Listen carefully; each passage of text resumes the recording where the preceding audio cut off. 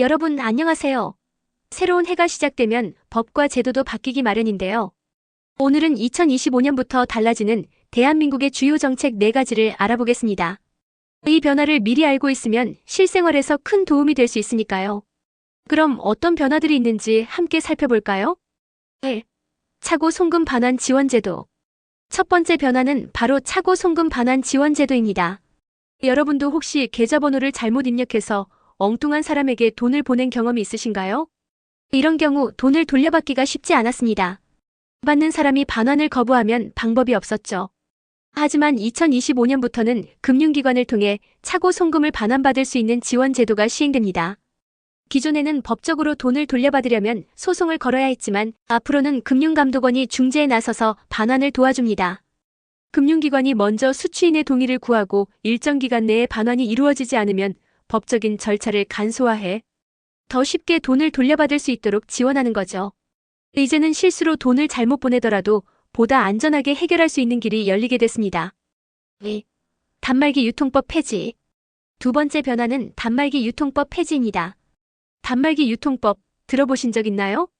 2014년에 시행된 이 법은 스마트폰 가격을 안정시키기 위해 만들어졌는데요. 하지만 보조금 지급에 대한 여러 제한이 생기면서 소비자 입장에서 오히려 손해라는 지적이 많았습니다. 그래서 2025년부터 이 법이 폐지됩니다. 이제 이동통신사들이 보조금을 자유롭게 설정할 수 있고 경쟁이 치열해지면서 스마트폰 가격이 더 내려갈 가능성이 큽니다. 통신사별로 다양한 보조금 혜택이 나올 것으로 예상되는데요. 그만큼 소비자들은 더 많은 선택지를 갖게 되겠죠. 물론 초기에는 시장이 혼란스러울 수도 있지만 장기적으로 보면 소비자 혜택이 늘어날 것으로 기대됩니다. 스마트폰을 구매할 계획이 있다면 2025년 이후를 노려보는 것도 좋겠네요. 3. 선택 약정 할인 개편. 세 번째 변화는 선택 약정 할인 개편입니다. 현재 통신비를 절약하는 방법 중 하나가 바로 선택 약정 할인인데요.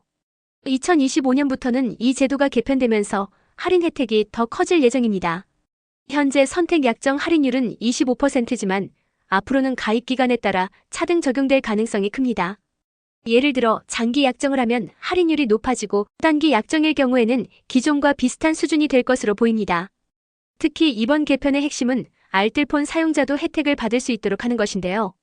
기존에는 이동통신 3사 가입자만 선택 약정 할인을 받을 수 있었지만 앞으로는 알뜰폰도 포함될 가능성이 높습니다. 즉 통신비 절약을 고민하는 분들에게 더 많은 선택지가 생긴다는 뜻이죠. 통신비 부담을 줄이고 싶다면 2025년 변경되는 할인 제도를 꼭 확인해 보세요. 4.